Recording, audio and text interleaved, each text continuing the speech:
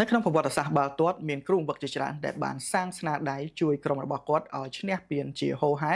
ហើយនៅក្នុងនោះមានគ្រូបង្វឹកម្នាក់ដែលបានត្រួតត្រាលីកបាល់ទាត់អង់គ្លេសអស់រយៈពេល26ឆ្នាំហើយបានជួយក្រុមរបស់គាត់ឲ្យឈ្នះពានរហូតដល់38ពាន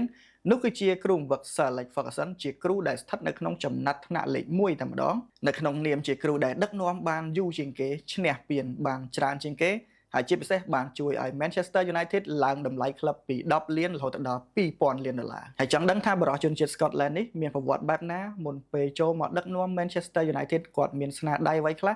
វីដេអូមួយនេះខ្ញុំនឹងនាំបងប្អូនទាំងគ្នាឲ្យទៅស្គាល់គ្រូតាដ៏ជោគជ័យនៅក្នុងពិភពបាល់ទាត់ហើយមុនចូលទៅក្នុងវីដេអូបើសិនជាបងប្អូនទាំងគ្នាមានតម្រូវការចង់ធ្វើឈុតកីឡាឬក៏ទិញស្រោមដៃសម្រាប់អ្នកចាំទីក្រុមរបស់យើងអីកុំភ្លេច inbox មក Facebook page របស់ខ្ញុំយើងទៅមើលអំពីប្រវត្តិរបស់ក្លឹប Manchester United ជាមុនសិនសម្រាប់ក្លឹប Manchester United គឺបានបង្កើតឡើងនៅក្នុងឆ្នាំ1878ដែលកាលនោះគឺមិនទាន់មានឈ្មោះថា Manchester United ទេគេបានបង្កើតឡើងដោយដាក់ឈ្មោះថា Newton Heath ដែលកាលនោះគឺបង្កើតដោយក្រុមបុគ្គលិកកម្មករផ្លូវរថភ្លើងដោយគាត់បានបង្កើតឡើងគឺបំណងដើម្បីលេងកីឡានៅពេលសម្រាកពីការងារហើយក្រោយមកទៀតនៅក្នុងឆ្នាំ1892ក្លឹបមួយនេះក៏បានចាប់ផ្ដើមមានរចនាសម្ព័ន្ធច្បាស់លាស់ហើយក៏បានចូលលេងលីកកំពូលប្រទេសអង់គ្លេសចាប់ពីឆ្នាំនោះមកក៏ប៉ុន្តែការលេងរបស់ពួកគាត់នៅក្នុងលីកកំពូលអង់គ្លេសគឺបានតែ2ឆ្នាំទេពួកគាត់ក៏ធ្លាក់សមត្ថភាពត្រូវបាន demote ទៅលេងនៅក្នុងលីកទី2នៅក្នុងប្រទេសអង់គ្លេសហើយចាប់ពីពេលដែលពួកគាត់ធ្លាក់ទៅលេងនៅក្នុងលីកទី2ពួកគាត់ក៏ចាប់ផ្ដើមមានបញ្ហាធ្ងន់ធ្ងរដូចគ្នាជាពិសេសគឺពាក់ព័ន្ធជាមួយនឹងវិបត្តិហិរញ្ញវត្ថុតែម្ដងដែលបង្ខំឲ្យពួកគាត់គឺរៀបចំរំសាយក្លឹបមួយនេះក៏ប៉ុន្តែសំណាងល្អនៅក្នុងឆ្នាំ1902មានអ្នកជំនួយម្នាក់គាត់បានទិញយកក្លឹបមួយនេះគាត់មានឈ្មោះថា John Henry ហើយបន្ទាប់ពីទិញហើយគាត់ក៏បានផ្លាស់ប្ដូរឈ្មោះពី Newton Heath មកជា Manchester United ហើយក្រោយមកទៀតនៅក្នុងឆ្នាំ1958ខ្ញុំចង់លើកយករឿងមួយជារឿងដែលកំសត់ជូរចត់ខ្លាំងបំផុតនៅក្នុងប្រវត្តិសាស្ត្ររបស់ក្លឹប Manchester United គឺជាឧបទ្ទវហេតុធ្លាក់យន្តហោះដែលឧបទ្ទវហេតុមួយហ្នឹងគេដាក់ឈ្មោះថា The Munich Air Disasterការធ្លាក់យន្តហោះមួយនេះគឺធ្វើឲ្យបាត់បង់សមាជិករបស់ Manchester United ជាច្រើនស្លាប់ទាំងកីឡាករស្លាប់ទាំងបុគ្គលិកបើយើងមើលចំនួនមនុស្សដែលបានស្លាប់នៅក្នុងឧបទ្ទវហេតុធ្លាក់យន្តហោះហ្នឹងគឺមានរហូតដល់23នាក់ហើយនៅក្នុងហ្នឹងកីឡាករល្អៗរបស់ Manchester United ដែលបានស្លាប់គឺ8នាក់ហើយនឹងមាន15នាក់ទៀតគឺបញ្ជូនទៅសង្គ្រោះបន្ទាន់ជាក់ស្ដែងនៅកំឡុងប្រមាណឆ្នាំនោះគឺ Manchester United ជាក្រុមមួយដែលកំពុងតែខ្លាំងមែនទែននៅក្រោមការដឹកនាំរបស់លោកគ្រូ Matt Busby គាត់គឺជាគ្រូបង្វឹកម្នាក់ដែលតែងតែផ្ដល់ឱកាសទៅឲ្យកីឡាករវ័យក្មេងប្រម៉ូទកីឡាករវ័យក្មេងឲ្យមកលេងហើយ Man U ក៏កំពុងតែឡើងជើងខ្លាំងដែរហើយកីឡាករខ្លាំងៗដូចជា Sir Bobby Charlton ឬក៏ Duncan Edwardsគឺសុទ្ធតែនៅក្រោមការគ្រប់គ្រងរបស់គាត់ទាំងអស់អ្នកទាំងអស់គ្នាគឺធ្លាក់យន្តហោះជាមួយគ្នាក៏ប៉ុន្តែលោកគ្រូ Busby គឺរួចរៀនមានជីវិតអំពីការធ្លាក់យន្តហោះមួយហ្នឹងក៏ប៉ុន្តែគាត់ត្រូវបានបញ្ជូនទៅសង្គ្រោះបន្ទាន់ Sir Bobby Charlton ក៏រស់រៀនមានជីវិតអំពីឧបទ្ទវហេតុធ្លាក់យន្តហោះនឹងដូចគ្នាក៏ប៉ុន្តែកីឡាករសំខាន់មួយចំនួនទៀតគឺបានបាត់បង់ជីវិតហើយអ្នកខ្លះគឺមានបញ្ហាលេងបាល់លែងកើតដែលរឿងនេះហើយគឺជារឿងមួយដែលសោកសៅខ្លាំងមែនទែនសម្រាប់ប្រវត្តិសាស្ត្ររបស់ក្រុមហើយក្រុមទាំងមូលគឺសឹងតែរលាយហើយដោយសារតែធនធានល្អៗរបស់ក្លឹបទាំងបុគ្គលិកទាំងកីឡាករគឺស្លាប់អស់ច្រើនមែនទែនក៏ប៉ុន្តែមានរឿងមួយដែលនឹកស្មានមិនដល់នៅក្នុងប្រវត្តិសាស្ត្ររបស់ក្លឹប Man U បន្ទាប់ពីការធ្លាក់យន្តហោះនឹងហើយ Manchester United ក្រោមការដឹកនាំរបស់ Matt Busby គឺជាគ្រូបង្វឹកដ៏អស្ចារ្យម្នាក់ហ្នឹងគាត់បានរៀបចំកំណែទម្រង់ទិញកីឡាករថ្មីមកលេងឡើងវិញហើយចុងក្រោយនៅក្នុងឆ្នាំ1968ពលគឺ10ឆ្នាំបន្ទាប់ពីឧបទ្ទវហេតុធ្លាក់យន្តហោះManchester United ក្លាយទៅជាក្រុមដំបូងគេប្រចាំនៅក្នុងប្រទេសអង់គ្លេសដែលបានឈ្នះពានរង្វាន់ទ្វីបអឺរ៉ុបដែលធ្វើឲ្យលោកគ្រូបង្វឹក Matt Busby កាលនោះគឺជាគ្រូបង្វឹកម្នាក់ដែលល្បីល្បាញខ្លាំងមែនទែនព្រោះអីគាត់បានកែប្រែក្រុមមួយដែលសឹងតែរលាយទៅហើយក្លាយទៅជាក្រុមមួយដែលខ្លាំង10ឆ្នាំអាចលើកពានប្រចាំនៅទ្វីបអឺរ៉ុបបានហើយកីឡាករ3រូបដែលដើរតួយ៉ាងសំខាន់នៅក្នុងការជួយ Manchester United នៅកាលនោះទី1គឺ George Best ទី2គឺ Sir Bobby Charlton ហើយទី3គឺ Dennis Law ខ្ញុំជឿថាបងប្អូនមួយចំនួនអាចនឹងស្គាល់ពួកគាត់តាមរយៈ game eFootball ហើយមួយឆ្នាំបន្ទាប់ពីលើកពានរង្វាន់ទ្វីបអឺរ៉ុបហើយលោកគ្រូបង្វឹក Matt Busby ក៏បានប្រកាសចូលនិវត្តន៍នៅក្នុងឆ្នាំ1969ហើយក្រោយពីការប្រកាសចូលនិវត្តន៍របស់គ្រូបង្វឹកដ៏ខ្លាំងម្នាក់នេះ Manchester United គឺចាប់ផ្ដើមដាំក្បាលចុះតែម្ដងហើយ Manchester United ក៏ក្លាយទៅជាក្លឹបមួយដែលរញ៉េរញ៉ៃខ្លាំងមែនទែនជាពិសេសគឺវប្បធម៌ផឹកស៊ីនៅក្នុងក្លឹបទម្រង់លេងរបស់ Man U គឺចាប់ផ្ដើម លែងមានស្ថិរភាពម្ដងលេងល្អម្ដងលេងចាញ់គេហើយកីឡាករនៅក្នុងក្លឹបក៏លែងសូវគោរពវិន័យការវឹកហាត់របស់ពួកគាត់ក៏អត់បានជាប់លាប់បើនិយាយអំពីការប្រកួតប្រជែងពានរង្វាន់ធំៗអីផ្សេងៗគឺអត់ដែលលេងឈ្នះគេទេហើយប្រហែលឆ្នាំក្រោយមកនៅក្នុងរដូវកាលឆ្នាំ74-75ក្លឹបដ៏ខ្លាំងមួយនេះក៏បានធ្លាក់ទៅលេងនៅក្នុងលីកទី2ប្រទេសអង់គ្លេសសារជាថ្មីម្ដងទៀតហើយ Manchester United បន្ទាប់ពីធ្លាក់ទៅលេងនៅក្នុងលីកទី2ហើយក៏មានការផ្លាស់ប្ដូរគ្រូជាញឹកញាប់ផងដែរក៏ប៉ុន្តែរាល់គ្រូបង្វឹកដែលពួកគាត់បានផ្លាស់ប្ដូរគឺអត់មានគ្រូណាដែលអាចជួយឲ្យក្លឹបបានខ្លាំងឡើងវិញនោះទេរហូតដល់ឆ្នាំ1908ជាងទើបមានគ្រូម្នាក់ដែលដឹកនាំ Man U បានគ្រាន់បើដែរគាត់មានឈ្មោះថា Ron Atkinson ក៏ប៉ុន្តែនៅក្រោមការដឹកនាំរបស់គាត់អ្វីត្បិតតែជួយឲ្យ Manchester United ចាប់ផ្ដើមមានទម្រង់លេងល្អស្ថិតនៅក្នុង Top 4ក៏ប៉ុន្តែវាអត់ទាន់ចំអ្វីដែលប្រធានក្លឹបចង់បានទេដូច្នេះបន្ទាប់ពីផ្ដល់ឱកាសឲ្យគាត់បាន 2-3 ឆ្នាំនៅក្នុងឆ្នាំ1986ប្រធានក្លឹបរបស់ Manchester United ក៏សម្រេចចិត្តបញ្ចប់តំណែងរបស់ Ron Atkinson ហើយបន្ទាប់អំពីការប្រកាសចែកផ្លូវគ្នាជាមួយនឹង Ron Atkinsonគ្រូបង្វឹកថ្មីដែល Manchester United បានប្រកាសនោះគឺ Alex Ferguson តើ Sir Alex Ferguson កាលនោះគឺជាអ្នកណាហើយគាត់មានស្នាដៃអ្វីខ្លះទើបក្លឹប Manchester United សម្រេចចិត្តថាជ្រើសយកគាត់បើខ្ញុំនិយាយអំពីប្រវត្តិរបស់ Sir Alex Ferguson គាត់គឺជាអតីតកីឡាករអាជីពលេងតួនាទីជាខ្សែប្រយុទ្ធនៅក្នុងប្រទេស Scotland ក៏ប៉ុន្តែការលេងបាល់ជាកីឡាករអាជីពរបស់គាត់គឺធម្មតាគាត់អត់មានកេរ្តិ៍ឈ្មោះល្បីល្បាញខ្ទរខ្ទារពេញនៅក្នុង FIBA អឺរ៉ុបទេហើយជាក់ស្ដែងគាត់ប្រកបអាជីពជាកីឡាករអាជីពបានយូរដែរចាប់ពីឆ្នាំ57រហូតមកដល់ឆ្នាំ74គាត់ក៏ប្រកាសចូលនិវត្តន៍ពីកីឡាករអាជីពក្រោយមកទៀតបន្ទាប់ពីឆ្នាំ74មកអាជីពថ្មីរបស់គាត់នោះគឺជាគ្រូបង្វឹកបាល់ទាត់គាត់បានចូលទៅបង្វឹកក្លឹបតូចៗជាច្រើនស្ថិតនៅក្នុងប្រទេស Scotland ហើយក្រោយមកទៀតនៅក្នុងឆ្នាំ1978គាត់ក៏បានចូលមកដឹកនាំក្លឹបមួយដែរស្ថិតនៅក្នុងលីកកំពូល Scotland ដែលមានឈ្មោះថា Aberdeen កាលនោះគឺជាក្លឹបមួយដែលខ្សោយទេក៏ប៉ុន្តែបន្ទាប់ពីការចូលមកដឹកនាំរបស់គាត់ Aberdeen ក្លាយទៅជាក្លឹបមួយដ៏ខ្លាំងហើយឈ្នះពានរង្វាន់ជាច្រើនស្ថិតនៅក្នុងលីកកំពូល Scotland Sir Alex Ferguson បានដឹកនាំ Aberdeen ពីឆ្នាំ78រហូតមកដល់ឆ្នាំ1986ហើយកេរ្តិ៍ឈ្មោះរបស់គាត់ចាប់ផ្ដើមល្បីសុះសាយខ្លាំងគឺនៅក្នុងពានរង្វាន់ European Cup កាលនោះគឺ Aberdeen ឡើងទៅដល់វគ្គផ្ដាច់ព្រាត់ប៉ះគ្នាជាមួយនឹងក្រុម Real Madrid Sir Alex Ferguson បានដឹកនាំក្រុមដែលគេអត់ស្គាល់ Aberdeen ឲ្យយកឈ្នះក្រុម Real Madrid លទ្ធផល2-1ដែលធ្វើឲ្យពិភពលោកចាប់ផ្ដើមស្គាល់បរិសម្នាក់នេះហើយបន្ទាប់ពីគាត់មានឈ្មោះល្បីល្បាញនៅក្នុង FIBA អឺរ៉ុបហើយក៏មានក្លឹបជាច្រើនដែលគេតាក់ទងចង់បានគាត់ហើយនៅក្នុងនោះក្លឹបដែលគាត់សម្រេចចិត្តទៅគឺ Manchester United ដែលក្រុមគ្រួសាររបស់គាត់គឺអត់ចង់ឲ្យគាត់ទៅដឹកនាំតទៅសោះជាក់ស្ដែងបើយើងមើល Manchester United គឺមិនមែនក្លឹបមួយដែលល្បីល្បាញអីទេដោយសារតែទម្រង់លេងរបស់គាត់គឺលេចដែតជារៀងរាល់ឆ្នាំខ្លះល្អឆ្នាំខ្លះក៏អត់ល្អហើយបើនិយាយអំពីពានរង្វាន់លីកកំពូលនៅក្នុងប្រទេសអង់គ្លេសវិញគឺ Man U ខកខានលើកតាំងពីឆ្នាំ1967មកដូច្នេះការសម្រេចចិត្តមកដឹកនាំ Manchester United នៅកាលនោះអាចនឹងជាជម្រើសមួយដែលអត់សូវល្អប្រហែលទេក៏ប៉ុន្តែ Sir Alex Ferguson បានជំនះជាមួយនឹងក្រុមគ្រួសាររបស់គាត់ដោយគាត់គិតថាគាត់ចង់មកដឹកនាំក្រុមមួយនេះហើយជាក់ស្ដែងមែននៅក្នុងឆ្នាំ1986ពេលដែល Sir Alex មកដឹកនាំក្រុម Manchester United ក្រុមនេះគឺជាក្រុមមួយដែលរោគរាក់ខ្លាំងមែនទែនដោយគាត់បាននិយាយនៅក្នុងបទសម្ភាសន៍ថា Manchester United នៅកាលនោះគឺមានវប្បធម៌អត់ល្អមួយគឺកីឡាករតែងតែជួបជុំគ្នាដើម្បីផឹកស៊ីហើយទី2គឺការវឹកហាត់របស់កីឡាករគឺវឹកហាត់អត់បានដិតដល់ទេហើយអ្វីដែលសំខាន់បំផុតទី3នោះគឺកីឡាករនិងអ្នកគាំទ្រគឺគ្មានអ្នកណាមានឆន្ទៈថាខ្លួនឯងជាក្លឹបមួយខ្លាំងចង់ឈ្នះពានចង់ប្រកួតប្រជែងជាមួយនឹងក្លឹបផ្សេងទេបើនិយាយអំពីផ្នត់គំនិតទាំងអ្នកគាំទ្រទាំងកីឡាករនៅពេលនោះគឺគ្រាន់តែលេងកំដរលីកតែប៉ុណ្ណោះដូច្នេះហើយបានជាប្រធានក្លឹប Manchester United គេយកគាត់មកដោយសារតែគាត់ជាមនុស្សដែលចង់ឈ្នះពានហើយប្រធានក្លឹប Man U នៅកាលនោះគឺចង់ឈ្នះពានលីកកំពូលខ្លាំងមែនទែនជាក់ស្ដែង Sir Alex Ferguson គឺគាត់បានដឹងថាការងារជាគ្រូបង្វឹកនៅ Manchester United នេះគឺមិនមែនជាការងារមួយដែលស្រួលទេបើយើងមើលនៅក្នុងឆ្នាំ86-87ដែលជារដូវកាលដំបូងរបស់គាត់កីឡាករដែលគាត់បាននាំចូលមកនោះគឺ Brian McClair ដើម្បីមកជួយពង្រឹងក្រុមហើយការដឹកនាំរបស់គាត់នៅក្នុងរដូវកាលដំបូងនេះគឺអត់កាក់កបទេក្រុម Manchester United បញ្ចប់រដូវកាលដោយឈរនៅក្នុងចំណាត់ថ្នាក់លេខ11ក្រោយមកទៀតនៅក្នុងរដូវកាលទី2របស់គាត់ឆ្នាំ87-88គាត់ក៏បាននាំចូលខ្សែការពារមួយទៀតមកពង្រឹងតំបន់ការពាររបស់គាត់គឺ Steve Bruce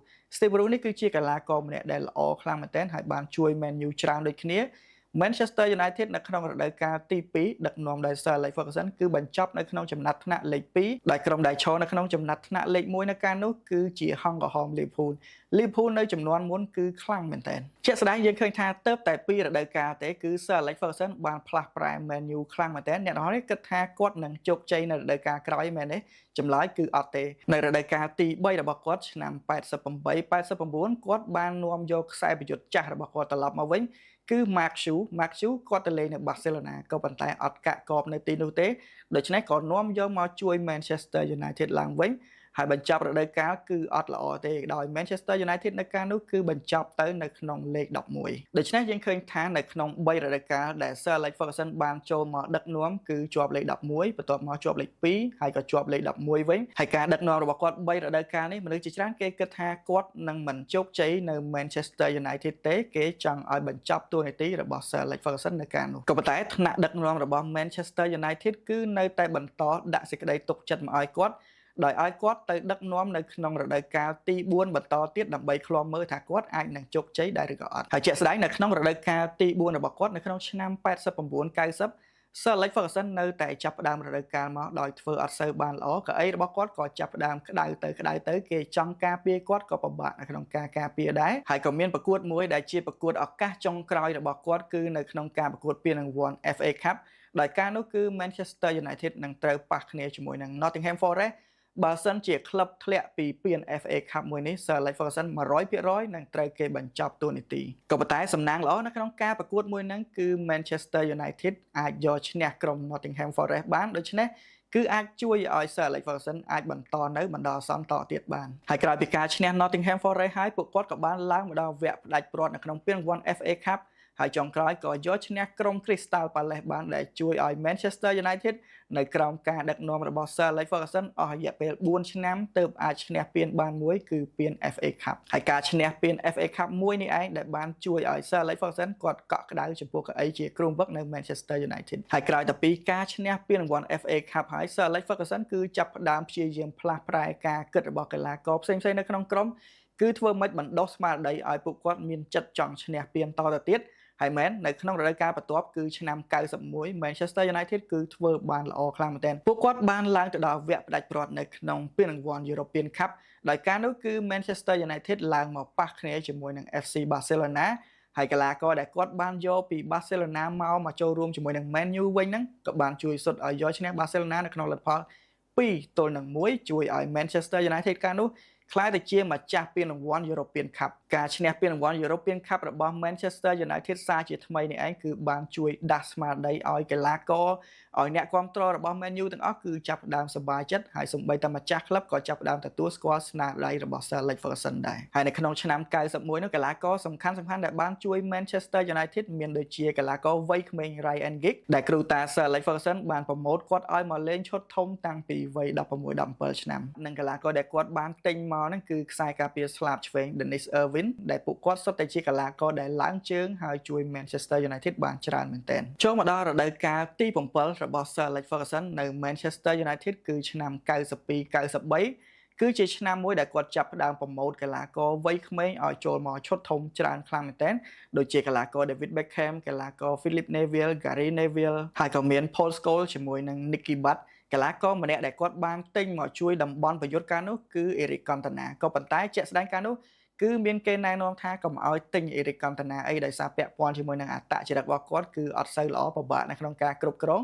ក៏ប៉ុន្តែជាក់ស្ដែងគឺ Sir Alex Ferguson នៅតែសម្រេចចិត្តទិញយក Eric Cantona មកជួយ Manchester United បន្ទាប់ពីគាត់រៀបចំក្រុមសារជាថ្មីដោយប្រម៉ូទកីឡាករវ័យក្មេងរួមទាំងទិញ Eric Cantona មកចូលរួមជាមួយនឹង Man U ក្រុម Manchester United គឺចាប់ផ្ដើមធ្វើបានល្អខ្លាំងមែនទែននៅក្នុងលីកហើយចុងបញ្ចប់គឺពួកគាត់ក្លាយទៅជាម្ចាស់ជើងឯកលីកកំពូលប្រទេសអង់គ្លេសបន្ទាប់ពីខកខានលើកអស់រយៈពេល26ឆ្នាំបើយើងមើលការដឹកនាំរបស់ Sir Alex Ferguson គឺគាត់ចាយពេលរហូតដល់7ឆ្នាំទើបអាចសម្រេចបំណងប្រាថ្នារបស់ម្ចាស់ក្លឹបរបស់អ្នកគាំទ្របានគឺជួយឲ្យក្លឹបរបស់គាត់ឈ្នះពានលីកកំពូលសារជាថ្មីម្ដងទៀតដូច្នេះបើយើងមើលមកដល់កន្លែងនេះទាំងម្ចាស់ក្លឹបទាំងអ្នកគាំទ្រទាំងកីឡាករគឺស្រឡាញ់ Sir Alex Ferguson ខ្លាំងមែនទែនហើយបើយើងមើលចាប់ពីឆ្នាំ1992នេះមករហូតមកដល់ឆ្នាំ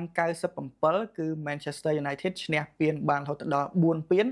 ហើយបន្ទាប់មកទៀតការភ្ញាក់ផ្អើលមួយក៏បានកើតឡើងបន្ទាប់ពី Eric Cantona គាត់បានសម្រេចចិត្តចូលនិវត្តន៍ទាំងនៅវ័យក្មេងអានេះគឺដោយសារតែគាត់គិតថាគាត់ជាពីរបួសមកវិញហ្នឹងសមត្ថភាពរបស់គាត់អត់ល្អខ្លាំងដូចពីមុនទេបើសិនជា Man U ចង់ឈ្នះពាន UEFA Champions League អីគឺត្រូវការខ្សែប្រយុទ្ធដែលល្អជាងគាត់ដូច្នេះជំរឿសល្អជាងគេគឺកុំឲ្យគ្រូពិបាកគាត់មានតែចាក់ចេញទេគាត់ចេញនេះគឺចេញចូលនិវត្តន៍តែម្ដងអត់ចង់ទៅក្លឹបណាផ្សេងទេហើយជាក់ស្ដែងការចូលនិវត្តន៍របស់គាត់គឺពិតជាបានជួយសម្រាលបន្ទុករបស់ Sir Alex Ferguson ពិតមែនថ្នាក់លើគឺគេចង់ឲ្យលក់ Cantona មកយូរហើយក៏ប៉ុន្តែ Sir Alex នេះគឺព្យាយាមពាំងដោយសារតែគាត់អត់ចង់លក់ Eric Cantona ទេទោះបីជាគាត់ដឹងថាសមត្ថភាពរបស់ Eric Cantona ធ្លាក់ចុះមែនក៏ប៉ុន្តែគាត់នៅតែចង់ទុកឱកាសឲ្យ Eric Cantona ក៏ប៉ុន្តែសម័យខ្លួន Eric Cantona ខ្លួនឯងគឺគាត់អត់ចង់ធ្វើឲ្យគ្រូពិបាកទេដូច្នេះគាត់ក៏សម្រេចចិត្តថាចូលនិវត្តន៍តែម្ដងទៅបន្ទាប់ពី Eric Cantona បានចូលនិវត្តន៍ទៅកីឡាករដែល Sir Alex Ferguson បានទិញមកជំនួសកន្លែង Eric Cantona នោះគឺ Teddy Sheringham ហើយការទិញយក Teddy Sheringham នេះក៏ខ្ញុំបាននិយាយនៅក្នុងប្រវត្តិរបស់កីឡាករ David Beckham ដែរដោយ Sir Alex Ferguson កាលនោះគឺបានប្រេង David Beckham ដោយគាត់បាននិយាយថា Teddy Sheringham គាត់មកចូលរួមជាមួយនឹង Man U លក្ខខណ្ឌគាត់តែមួយគត់គឺចង់បានលេខអាវរបស់ David Beckham ដែល David Beckham កំពុងតែពាក់តើ Beckham យល់ព្រមដែរឬក៏អត់នៅពេលដែល Sir Alex Ferguson សួរបែបនេះទៅកាន់ Beckham ក៏គាត់និយាយទាំងទឹកចិត្តមួយគាត់រៀងអន់ចិត្តដែរគាត់ថាបើសិនជាគេចង់បានតើតែឲ្យលេខហ្នឹងបានមកក៏គាត់យល់ព្រមដែរអត់អីទេឲ្យតែគេមក David Beckham នៅការនោះគឺពិតជាអន់ចិត្តជាមួយនឹង Sir Alex Ferguson ខ្លាំងមែនទែនជាក់ស្ដែងសម្រាប់កីឡាករគ្រប់រូបនៅពេលដែលពួកគាត់ស្រឡាញ់លេខមួយហ្នឹងគាត់លេងល្អជាមួយនឹងលេខអាវមួយហ្នឹងក្លឹបក៏បានផ្លាស់ប្ដូរលេខអាវមួយហ្នឹងតែឲ្យកីឡាករផ្សេងដែលជាចំណូលថ្មីនេះគឺជារឿងមួយដែលកីឡាករជាទូទៅគឺពួកគាត់អន់ចិត្តខ្លាំងមែនទែនក៏ប៉ុន្តែដោយដែលខ្ញុំបានប្រាប់ចឹងនេះគ្រាន់តែជារឿងមួយដែល Sir Alex Ferguson តេស្តទឹកចិត្តរបស់ David Beckham ទេចង់ដឹងថានៅពេលដែលគាត់អន់ចិត្តតើគាត់នឹងសម្ដែងអាកប្បកិរិយាបែបណាជាក់ស្ដែង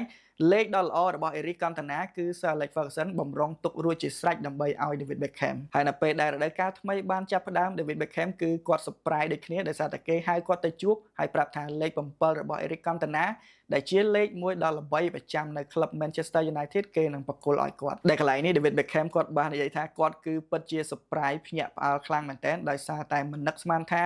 គ្រូបង្វឹកគឺផ្ដល់សេចក្តីទុកចិត្តហើយក៏ផ្ដល់តម្លៃមកឲ្យគាត់ខ្លាំងបែបនេះជាក់ស្ដែងនៅក្នុងរដូវកាលឆ្នាំ98 99នេះគឺអត់មានអ្នកណាម្នាក់នឹកស្មានដល់ថាជារដូវកាលដ៏ជោគជ័យរបស់ Manchester United ទេដោយសារតែនៅក្នុងការប្រកួតបើករដូវកាលមកនេះគឺ Man U ធ្វើអត់សូវបានល្អទេជាពិសេសគឺការចាញ់ Arsenal នៅក្នុងលទ្ធផល3-0នៅក្នុងពានរង្វាន់ Community Shield ក៏ប៉ុន្តែក្រោយមកការលេងរបស់ Manchester United គឺចាប់ផ្ដើមល្អ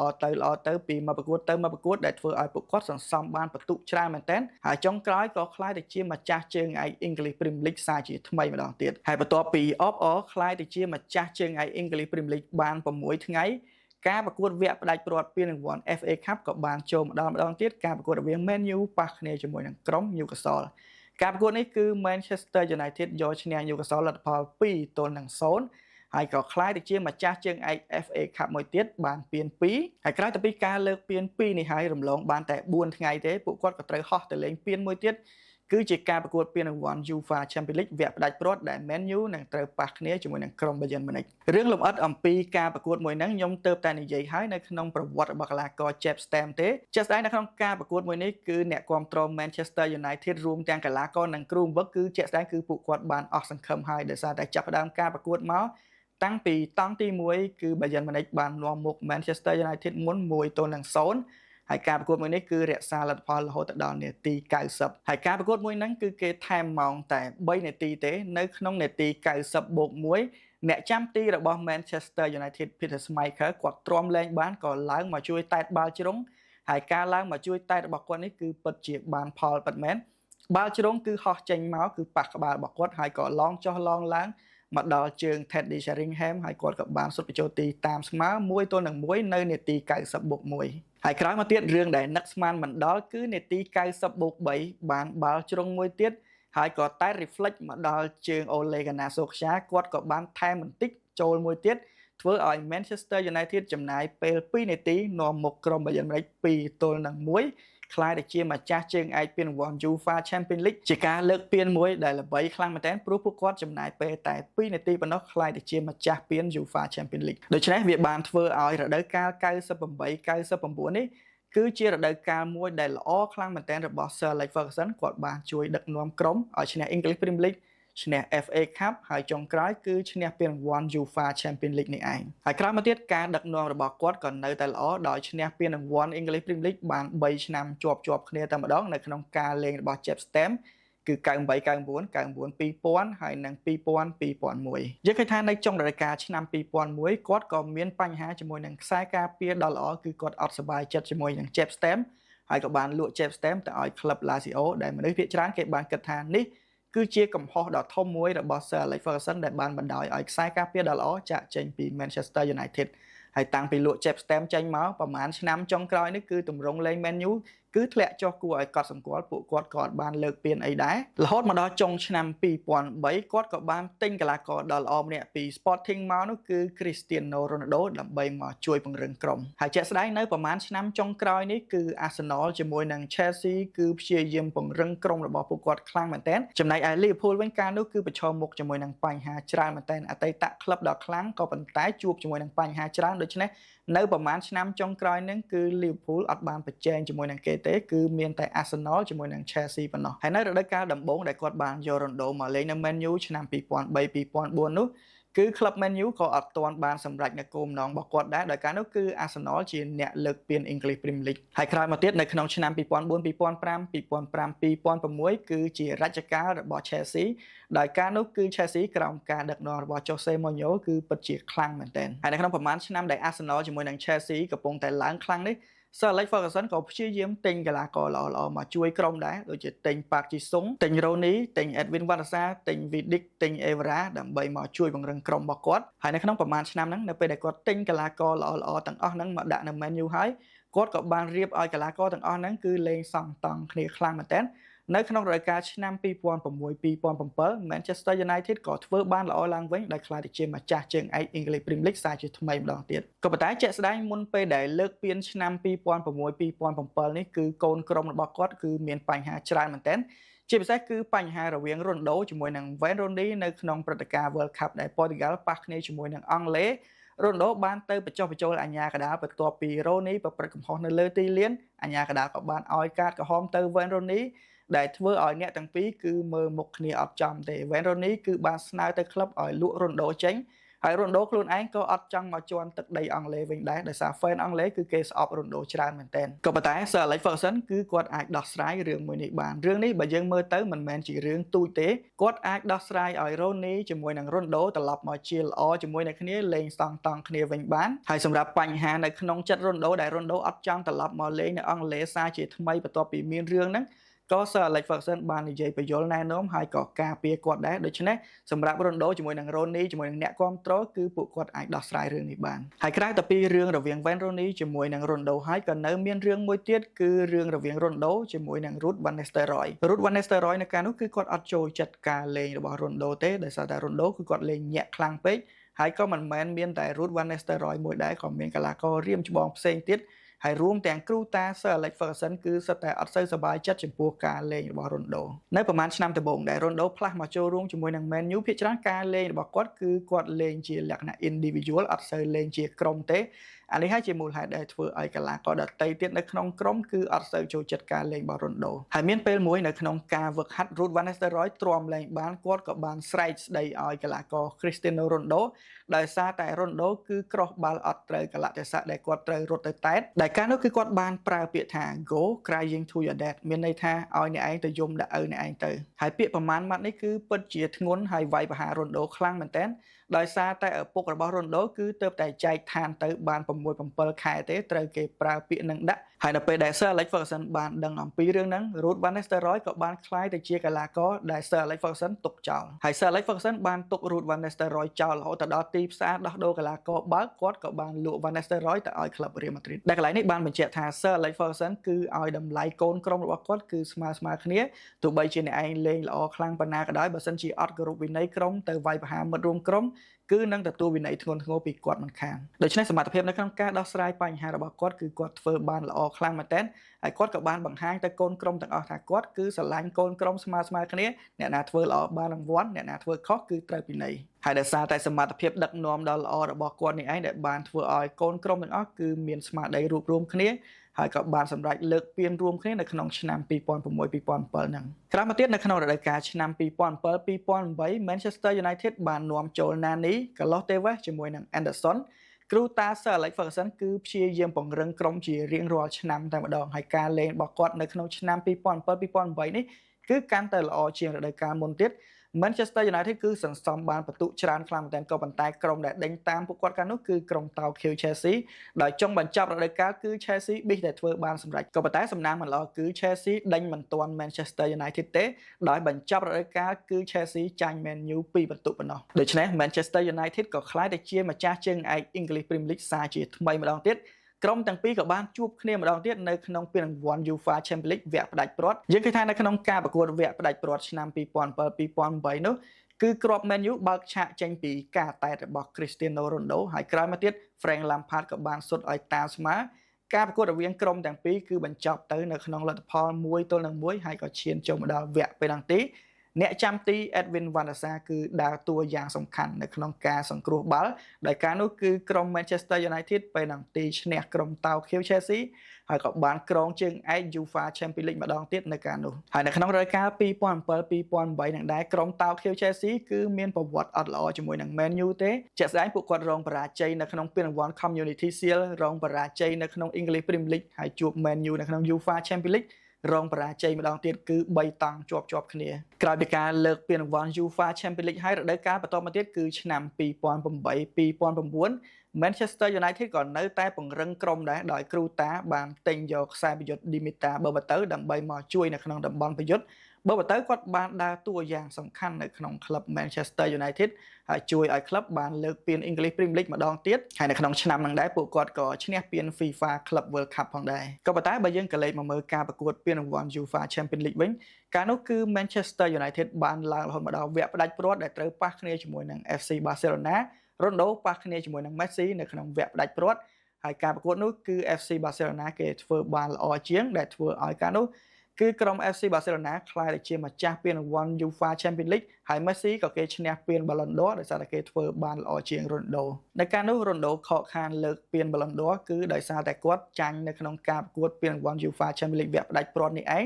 គេគិតថាបើសិនជាក្លឹប Manchester United ឈ្នះ Ronaldo គាត់ក៏អត់ផ្លាស់ទៅចូលរួមជាមួយនឹង Real Madrid ដែរហើយដោយដែលខ្ញុំបានលើកឡើងអញ្ចឹងដោយសារតែ Manchester United ចាញ់វគ្គ Final ហើយគាត់ទទួលបានឱកាសពី Real Madrid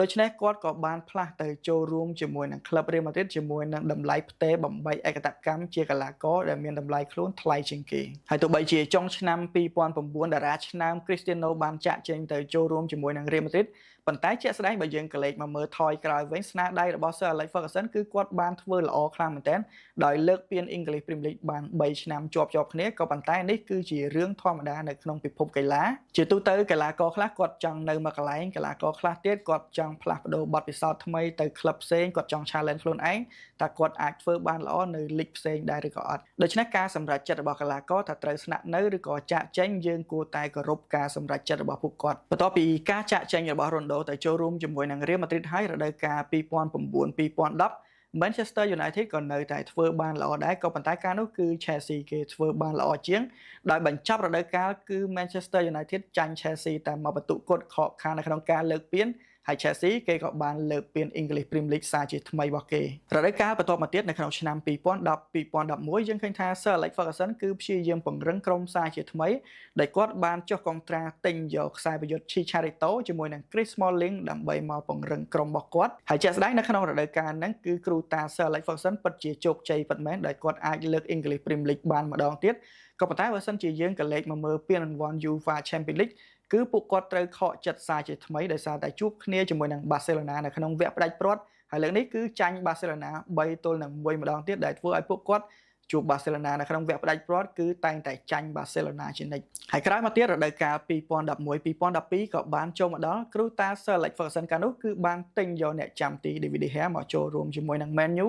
ដោយសារតែមួយរយៈចុងក្រោយតាំងពី Edwin van der Sar ចាក់ចេញទៅគឺ Man U អត់ទាន់មានអ្នកចាំទីល្អទេ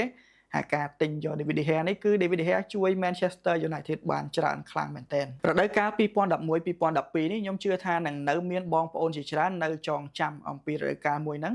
ដោយសារតែនៅក្នុងរដូវកាលហ្នឹងគឺ Manchester United ត្រូវប្រជែងជាមួយនឹងក្រុមអ្នកមានជាន់ថ្មី Manchester City យើងឃើញថាបងប្អូនដែលមានតកូល Manchester នេះគឺប្រជែងគ្នាខ្លាំងមែនទែនរហូតដល់ចប់រដូវកាលគឺក្រុមទាំងពីរមានពិន្ទុស្មើគ្នាហើយការប្រកួតមួយដែលរន្ធត់ខ្លាំងមែនទែននោះគឺប្រកួតចុងបញ្ចប់បិទគូតនៅក្នុងរដូវកាលដែលក្រុម Man U ត្រូវលេងតទល់គ្នាជាមួយនឹង Sunderland ចំណែកឯក្រុម Manchester City នឹងត្រូវលេងតទល់គ្នាជាមួយនឹង Queen Park Rangers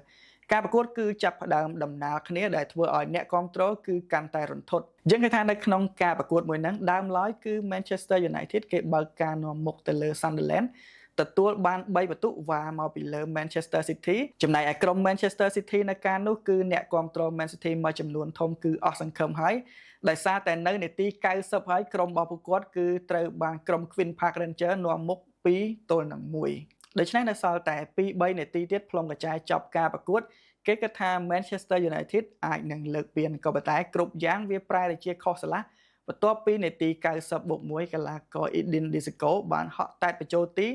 ធ្វើឲ្យក្រុម Manchester City តាមស្មើ2-2ក៏ប៉ុន្តែការតាមស្មើ2-2នេះគឺជួយឲ្យ Man City បានតែ1បន្ទុកទេក៏មិនទាន់មានសង្ឃឹមដែរដោយសារតែ Man U គេមាន2បន្ទុកលើសហើយនៅ2នាទីក្រោយមកខាង Manchester United គឺគេចប់មុនអញ្ញាកដាផ្លុំកញ្ចែបញ្ចប់អ្នកគ្រប់គ្រង Manchester United មួយចំនួនអ្នកខ្លះហូរអ្នកខ្លះទៀតនៅរងចាំអត់មើលដោយសារតែគេគិតថា 99.99% Manchester United នឹងក្លាយទៅជាម្ចាស់ពានក៏ប៉ុន្តែនៅពេលដែលអញ្ញាកដាលើកយកកញ្ចែមកផ្លុំបញ្ចប់ការប្រកួតរបស់ Man U នៅឯភាគីខាង Manchester City ឯណោះកីឡាករគុន Aguero គឺបានសុទ្ធបញ្ចូលទីមួយគ្រាប់ធ្វើឲ្យ Manchester City ទៅជានាំមុខ Queen Park Rangers 3-2 Manchester City គេក៏បាន3បន្ទុកដូច Manchester United ដែរដែលធ្វើឲ្យក្រុមទាំងពីរគឺមានបន្ទុកស្មើគ្នាតែម្ដងក៏ប៉ុន្តែ Manchester City គេមានគ្រាប់បាល់ចំណេញច្រើនជាងដូច្នេះម្ចាស់ពានរង្វាន់ English Premier League នៅការនោះគឺបានទៅលើ Manchester City នេះគឺជាការប្រកួតបញ្ចប់រដូវកាលមួយដែលសប្បាយហូរខ្លាំងមែនទែនសូម្បីតែខ្ញុំការនោះគិតថា Manchester United ឈ្នះខំតែហូរចុងក្រោយគឺខ្មាស់គេដោយសារតែ Man City ទៅជាអ្នកលើកពានទៅវិញក្រោយមកទៀតចូលមកដល់រដូវកាល 2012-2013 Sir Alex Ferguson ក៏បានពង្រឹងក្រុមសារជាថ្មីម្ដងទៀតដែលបានទិញយក Robin van Persie ពី Arsenal ហើយនឹងទិញយក Shinji Kagawa ពីក្រុម Dortmund មកដើម្បីជួយតំបន់បម្រើហើយការមកដល់របស់កីឡាករទាំងពីរគឺពិតជាជួយ Manchester United បានច្រើនខ្លាំងមែនទែន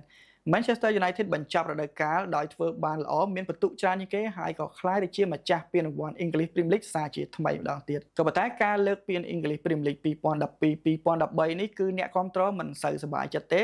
ដោយសារតែពេលវេលាបានមកដល់ពេលវេលាដែល Sir Alex Ferguson ដែលគាត់ប្រាប់ថាគាត់នឹងចូលនិវត្តន៍គឺវាបានមកដល់ពិតមែននេះគឺជាការចូលនិវត្តន៍លើកទី2របស់ Sir Alex Ferguson ការចូលនិវត្តន៍លើកទី2នេះបងប្អូនអរគ្នាស្ដាប់អត់ច្រឡំទេដោយសារតែ Sir Alex Ferguson កាលពីឆ្នាំ2001-2002គឺគាត់ធ្លាប់បានប្រកាសចូលនិវត្តន៍ម្ដងរួចមកហើយក៏ប៉ុន្តែនៅក្រោមការសម្របសម្រួលរបស់ប្រធានក្លឹបគឺគេអាចរក្សាគាត់ឲ្យនៅបានក៏ប៉ុន្តែការប្រកាសចូលនិវត្តន៍របស់គាត់នៅការនោះគឺធ្វើឲ្យកីឡាករនៅក្នុងក្រុមទាំងមូលគឺបាក់ទឹកចិត្តខ្លាំងមែនទែន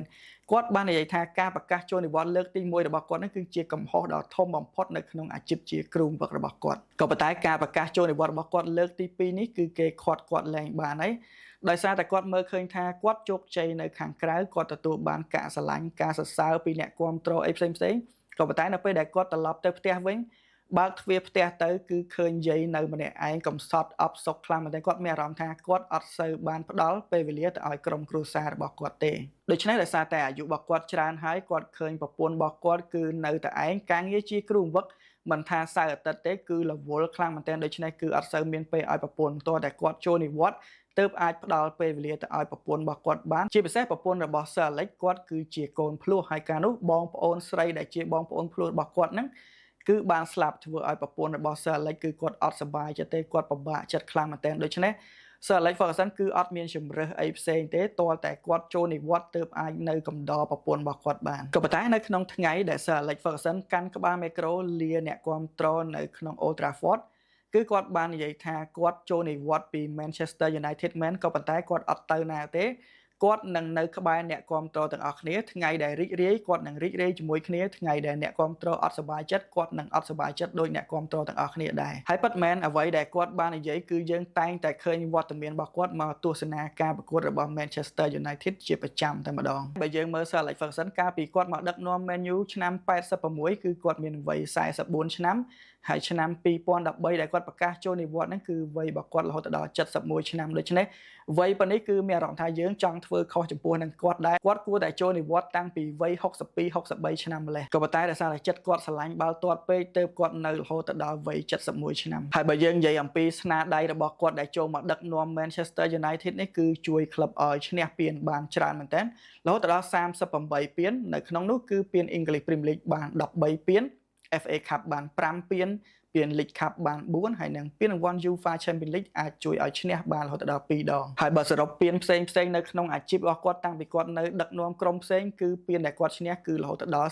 49ពានឯណោះហើយចំនួន49ពាននេះគិតមកដល់បច្ចុប្បន្នគឺអត់ទាន់មានគ្រូបង្វឹកណាដែលអាចជួយក្រុមឲ្យឈ្នះពានបានច្រើនដូចគាត់ទេគឺគាត់កំពុងតែឈរនៅលេខ1រហូតមកដល់បច្ចុប្បន្ននេះហើយបើខ្ញុំនិយាយអំពីពានផ្ទាល់ខ្លួនដែលគាត់បានឈ្នះវិញក៏គាត់ឈ្នះបានច្រើនដែរដូចជា FIFA Coach of the Year គាត់ឈ្នះបានម្ដង World Manager of the Year ឈ្នះបាន4ដង Manager of the Season គឺគាត់ឈ្នះបាន14ដងហើយនិង Manager of the Month គឺគាត់ឈ្នះបានរហូតដល់27ដងសម្រាប់ក្លឹប Manchester United វិញគេក៏បានផ្ដល់តម្លៃទៅឲ្យគាត់ខ្ពស់ដូចគ្នាគេបានសង់រូបសំណាកមួយរបស់ Sir Alex Ferguson ដែលមានកម្ពស់ជាង2ម៉ែត្រហើយនៅក្នុង Old Trafford ក៏មាន Sir Alex Ferguson stand ផងដែរសម្រាប់ខ្ញុំផ្ទាល់គឺខ្ញុំពិតជាកោតសរសើរចំពោះស្នាដៃដឹកនាំក្រុមរបស់គាត់ខ្លាំងមែនទែនយើងឃើញថាបន្ទាប់ពីគាត់បានប្រកាសចូលនិវត្តន៍ពី Manchester United ហើយគ្រូថ្មីដែលបានចូលមកដឹកនាំ Man U គឺបានធ្វើឲ្យក្លឹបមួយនេះធ្លាក់ចុះដុនដាបខ្លាំងមែនទែនរហូតមកដល់បច្ចុប្បន្ននេះគឺដូរគ្រូអស់ច្រើនខ្លាំងមែនទែនក៏ប៉ុន្តែអត់ទាន់មានគ្រូណាដែលអាចបានមកចំណិតរបស់ Sir Alex Ferguson ទេឥឡូវនេះខ្ញុំចូលទៅនិយាយអំពីចរិតលក្ខណៈនៅក្នុងការដឹកនាំរបស់គាត់ដែលធ្លាប់មានកីឡាករផ្សេងគេនិយាយសរសើរគាត់ដែលចំណុចទី1ខ្ញុំមើលឃើញថាគាត់គឺជាគ្រូម្នាក់ដែលមានសមត្ថភាពខ្ពស់នៅក្នុងការគ្រប់គ្រងហើយសំខាន់ជាងគេគឺគាត់មានវិន័យច្បាស់លាស់សម្រាប់កូនក្រុមរបស់គាត់ចំពោះការដឹកនាំរបស់គាត់គឺគេហៅថាជា hair dryer treatment ជាទូទៅឧបករណ៍ផ្លុំសក់គឺយើងតែងតែដាក់មកកាន់មុខរបស់យើងដើម្បីឲ្យផ្លុំសក់របស់យើងហើយ Sir Alex Ferguson គឺដូចគ្នាមានបញ្ហាគឺមកនិយាយកណ្ដាលមុខយើងតែម្ដងក៏ប៉ុន្តែអ្វីដែលល្អគឺគាត់អត់ដែលទៅនិយាយរិះគន់ជាសាធារណៈទេគឺគាត់និយាយតែនៅក្នុង dressing room ហើយនឹងហៅជួបគ្នាមួយទល់នឹងមួយតែប៉ុណ្ណោះហើយសម្រាប់កីឡាករដែលត្រូវគាត់បដៅនៅ Manchester United គឺមានច្រើនខ្លាំងមែនទែនមិនថា Ronaldo David Beckham អីទេគឺច្រើនអ្នកខ្លាំងមែនទែនហើយចំណុចល្អទី2ដែលខ្ញុំមើលឃើញអំពី Sir Alex Ferguson គឺគាត់ធ្វើឲ្យកីឡាករមានអារម្មណ៍ថាគាត់គឺជាឪពុកពេលដែលកីឡាករធ្វើខុសគឺគាត់ស្ដីឲ្យដូចជាកូនត្រូវឪពុកវាយនឹងរំពាត់អញ្ចឹងក៏ប៉ុន្តែបន្ទាប់ពីត្រូវឪពុកវាយហើយគឺអត់ស្អប់ឪពុកទេដោយសារតែដឹងថាខ្លួនឯងខុសមកពីខ្លួនឯងខូចទើបត្រូវអញ្ចឹងជាក់ស្ដែងកីឡាកររបស់ Manchester United ដែលត្រូវថ្មងរបស់ Sir Alex Ferguson គឺមានច្រើនខ្លាំងមែនទែនក៏ប៉ុន្តែបើសួរថាគេស្អប់គាត់អត់គឺអត់ស្អប់ទេហើយចំណុចល្អរបស់គាត់មួយទៀតដែលខ្ញុំមើលឃើញនេះគឺពាក់ព័ន្ធជាមួយនឹងការបៀលកីឡាករថ្មីជារៀងរាល់ឆ្នាំតែម្ដងពីមួយសម័យកាលទៅមួយសម័យកាលយើងឃើញថា Sir Alex Ferguson គឺតែងតែអាប់ដេតកីឡាកររបស់គាត់ជារៀងរហូតកីឡាករថ្មីតែងតែចូលមកជាប្រចាំដើម្បីប្រគ្រប់កន្លែងដែលខ្វះខាតហើយការគិតគូរបានមុនរបស់គាត់យកកីឡាករថ្មីមកប្រគ្រប់នេះគឺធ្វើឲ្យ Man U ពីមួយឆ្នាំទៅមួយឆ្នាំនៅតែជាក្រុមមួយដ៏ខ្លាំងចំណុចល្អរបស់គាត់មួយទៀតដែលធ្វើឲ្យក្លឹបចំណេញលុយបានច្រើនគឺគាត់តែងតែបណ្ដុះយុវជនគាត់ផ្ដល់ឱកាសឲ្យយុវជនបានលេងហើយសម្រាប់កីឡាករដែលគាត់ត្រូវទិញគាត់នៅតែទិញចឹងក៏ប៉ុន្តែគាត់បណ្ដុះយុវជនឲ្យលេងល្អៗបានច្រើនមែនទែនហើយចំណុចចុងក្រោយដែលខ្ញុំសរសើរគាត់ខ្លាំងជាងគេគឺគាត់ប្រកែកអភិវឌ្ឍខ្លួនជាក់ស្ដែងនៅក្នុងឆ្នាំ1908ជាងគាត់គឺជាគ្រូសេរីចាស់ហើយក៏មានគ្រូល្បីៗចំនួនគាត់ច្រើនដែរក៏ប៉ុន្តែគ្រូទាំងអស់នោះភាគច្រើនគឺអត់ចេះអភិវឌ្ឍខ្លួនទេដែលធ្វើឲ្យក្រោយមកតាក់ទិកលេងរបស់គាត់អត់មានអីអភិវឌ្ឍទេអញ្ចឹងការលេងរបស់គាត់គឺអត់ឈ្នះគ្រូថ្មីទេខុសពី Sir Alex Ferguson ទោះបីជាគាត់ជាគ្រូសេរីចាស់មែនក៏ប៉ុន្តែគាត់ចេះអាប់ដេតខ្លួនឯងពីមួយសម័យកាលទៅមួយសម័យកាលទោះបីជាមានគ្រូល្បីគ្រូថ្មីចូលមកច្រើនខ្លាំងមែនទែនក៏ប៉ុន្តែគាត់នៅតែអាចប្រកួតប្រជែងជាមួយនឹងគ្រូថ្មីទាំងអស់នឹងបានហើយសម្រាប់វីដេអូដែលខ្ញុំនិយាយអំពីគ្រូបង្វឹកដ៏អស្ចារ្យនៅក្នុងពិភពបាល់ទាត់ Sir Alex Ferguson គឺមានប៉ុណ្នេះអរគុណច្រើន